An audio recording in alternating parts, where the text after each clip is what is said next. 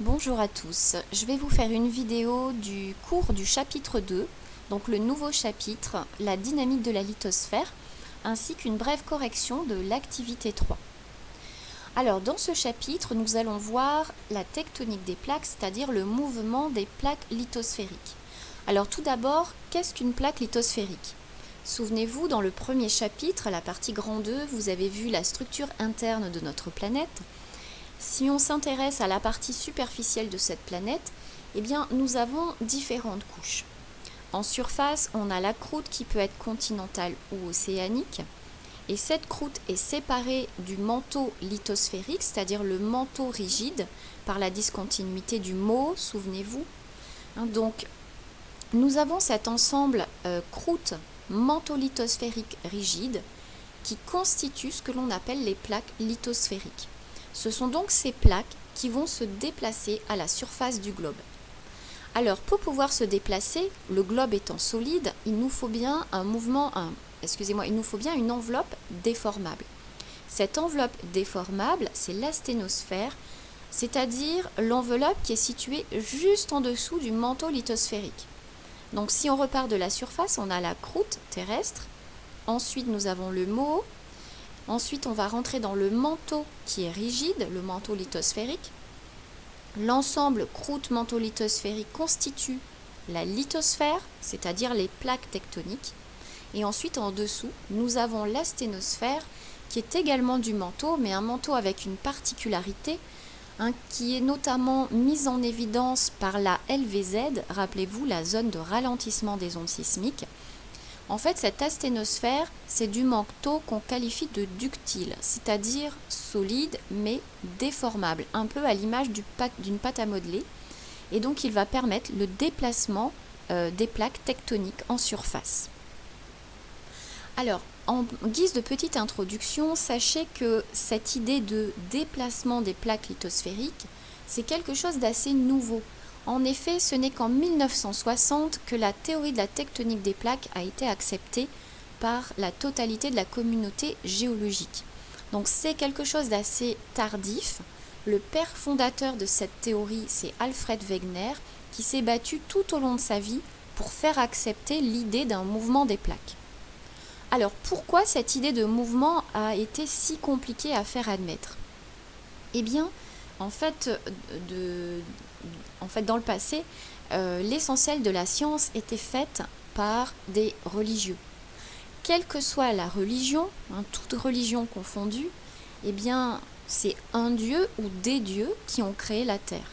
Et donc, les divinités étant parfaites, la Terre qui a été créée est donc parfaite. Il était donc inconcevable pour ces personnes que le globe terrestre ait pu être autrement que ce qu'il est actuellement. Alors, je vais vous illustrer les idées de Wegener et comment il en est arrivé à cette idée de mobilité continentale. Alors, revenons un petit peu en arrière. Voilà, donc en effet, Wegener pensait que il y a 300 millions d'années, donc à l'ère primaire, tous les continents étaient rassemblés en un continent unique qu'on a appelé la Pangée, avec une partie nord, la Laurasia, une partie sud, le Gondwana. Et donc ce continent unique baignait dans un océan unique qu'on appelait la Pantalassa.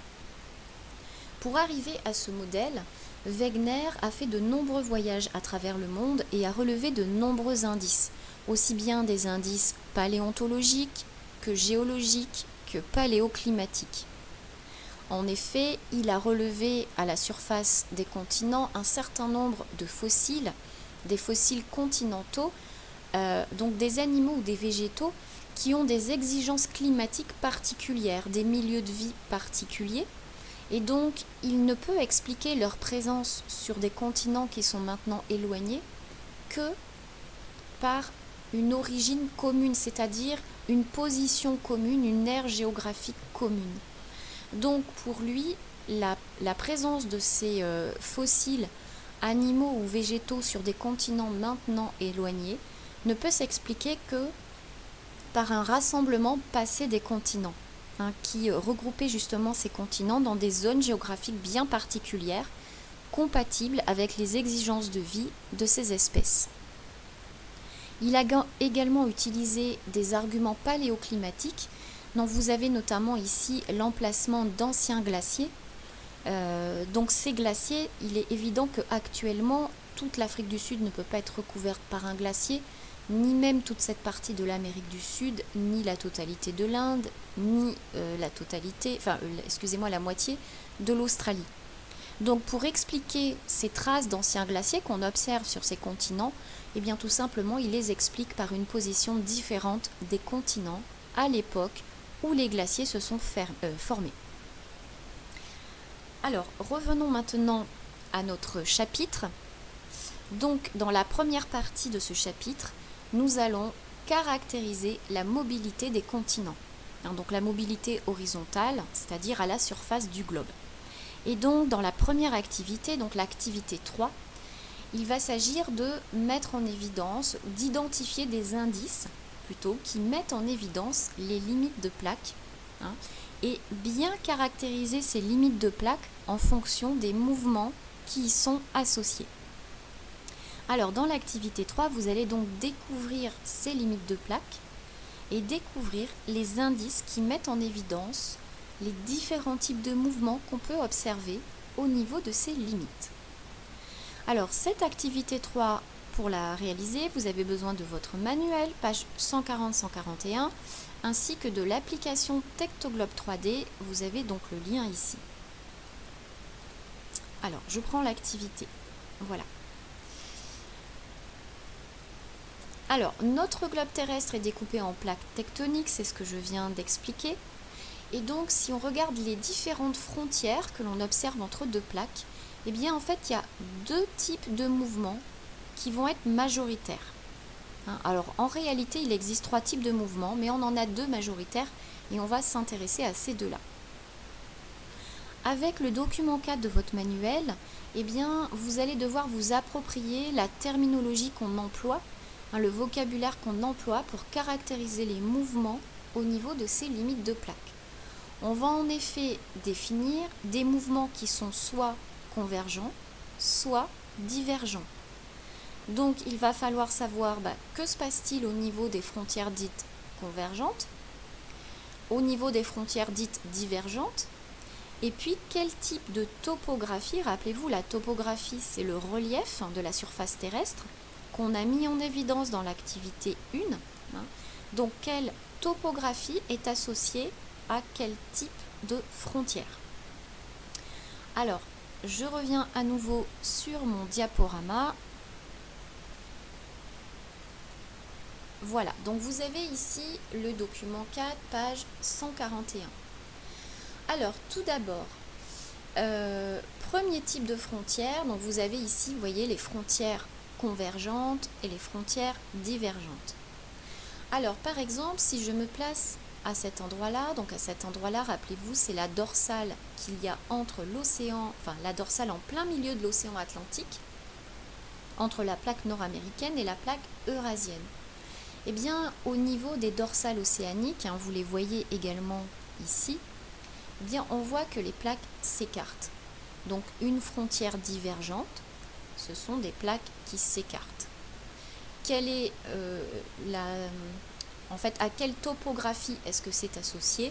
Eh bien, c'est simple, je viens de le dire. Rappelez-vous, quand on a étudié les fonds marins, eh bien, entre le continent américain, la plaque américaine et la plaque eurasienne, on a des dorsales océaniques.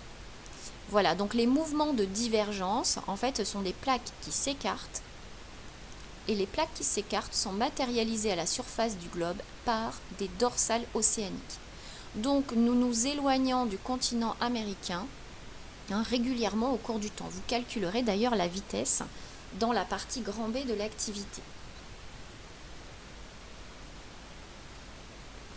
Ensuite, nous avons les frontières convergentes. Donc les frontières convergentes, ce sont lorsque les plaques se rapprochent. Vous voyez le sens des flèches.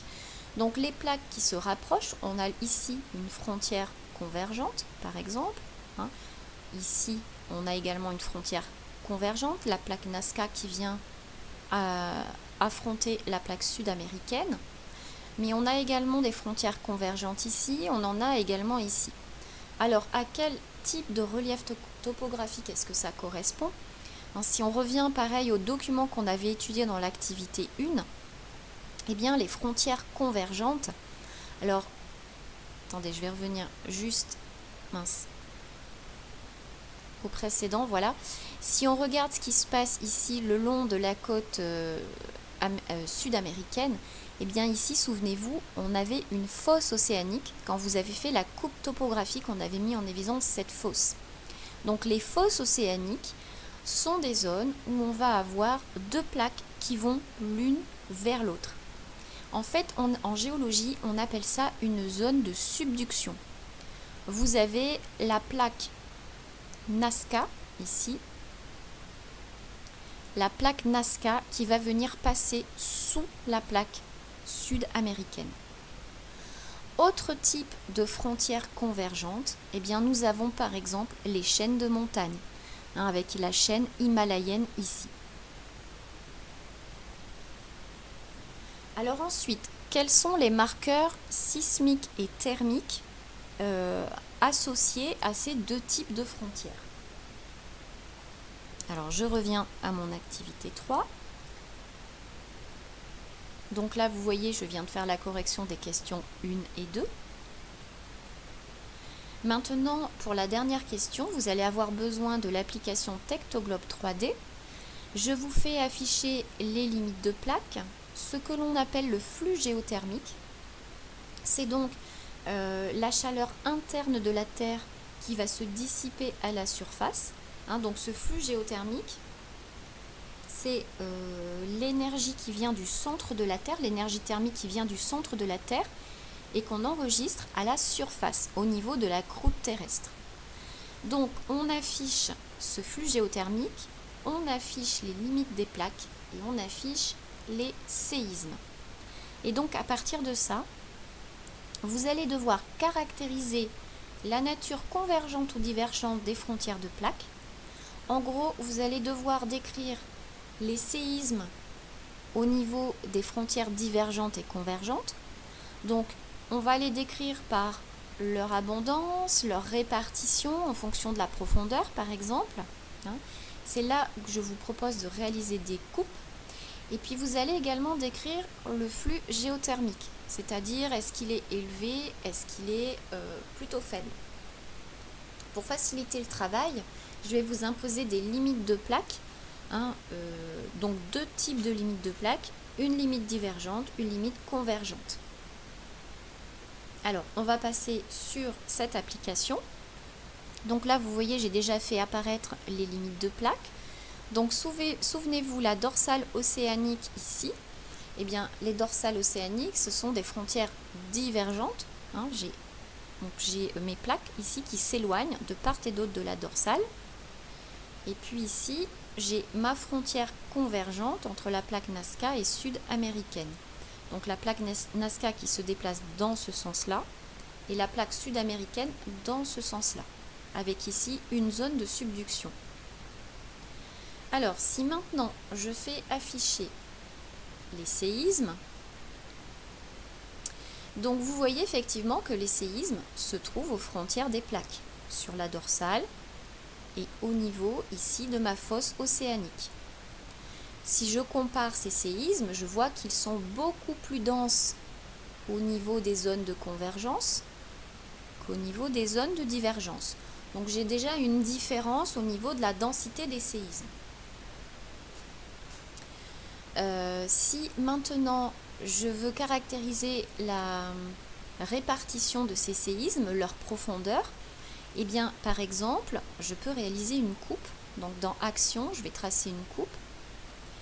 Et si je me mets ici au niveau de ma plaque, je fais une coupe là, voilà. Eh bien, vous voyez sur ce profil, donc j'ai effectivement peu de séismes, et ces séismes sont plutôt superficiels. Vous voyez, je suis à une profondeur d'environ 10 km, on va dire. Si maintenant je me mets au niveau d'une frontière convergente, je vais tracer une coupe. Voilà.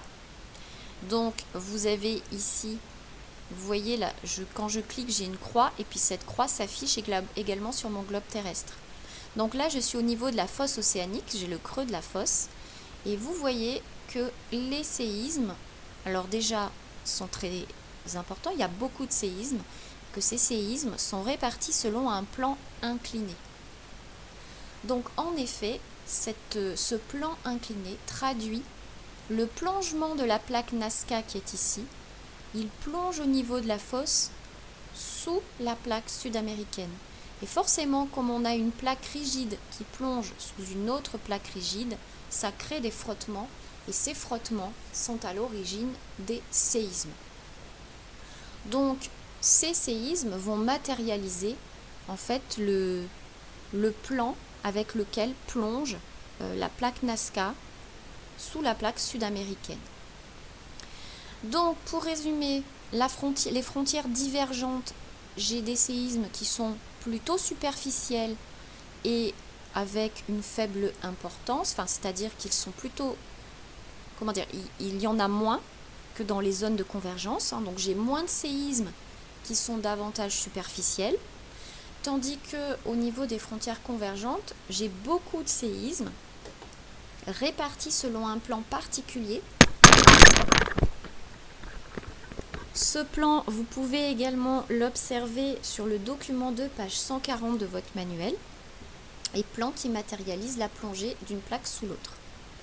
Maintenant, on va ajouter le flux géothermique. Donc le flux géothermique, c'est-à-dire la chaleur interne de la Terre qui va se diffuser en surface et qu'on va pouvoir enregistrer. Alors au niveau des dorsales, vous voyez ici, nous avons l'échelle du flux géothermique. Nous avons un flux géothermique qui est plutôt élevé. Alors, comment on peut expliquer ce flux géothermique élevé?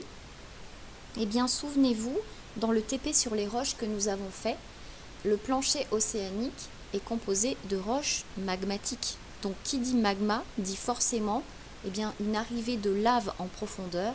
La lave, c'est très chaud. Et c'est en partie ça qui explique effectivement ce flux géothermique élevé. Souvenez-vous, c'est à cet endroit que vont cristalliser, se solidifier plutôt, les basaltes et les gabbros. Maintenant, si je m'intéresse aux zones de fosse océanique, là, vous voyez, je suis davantage dans le bleu. Alors davantage dans le bleu, ça veut dire que j'ai un flux géothermique qui est faible. En effet, j'ai une plaque océanique froide qui va plonger en profondeur sous une autre plaque. Voilà, donc si on résume, au niveau des marqueurs, vous avez au niveau des dorsales des séismes qui sont en petite quantité et plutôt superficiels. Par contre, on a un flux géothermique qui est très important. Au niveau des zones de subduction, nous avons beaucoup de séismes répartis sur un plan incliné avec un flux géothermique beaucoup plus faible. Alors, le flux géothermique, il n'est pas affiché avec cette application au niveau des continents. Si vous regardez le document 3, page 141 de votre manuel, vous voyez au niveau de la fosse océanique, donc vous avez du bleu foncé ici sur la carte de votre manuel, donc un flux faible. Par contre, vous voyez qu'au niveau du continent, à l'endroit où vous avez les petits points jaunes ici qui représentent les séismes profonds, à cet endroit-là, vous avez à nouveau un flux géothermique élevé. Alors en effet, on verra ça à la fin de l'année, les zones de subduction sont associées au niveau ensuite des continents à un volcanisme important. Donc c'est pour ça que le flux géothermique redevient important. Donc une zone de subduction, une zone de convergence, flux géothermique faible et à proximité immédiate, le flux redevient important. C'est le témoin d'une activité volcanique intensive. Voilà, donc nous avons terminé l'activité 3. On arrive donc à la fin. Et vous allez retrouver l'essentiel à retenir, donc le bilan du cours sur cette activité. Et donc je vais vous demander pour la prochaine fois de démarrer la nouvelle activité, l'activité 4, où cette fois-ci, on va voir des méthodes qui vont permettre de mesurer les mouvements des plaques. Alors, on va tout d'abord s'intéresser à des méthodes historiques, et puis ensuite, on s'intéressera à des méthodes davantage actuelles. Voilà, la vidéo est terminée.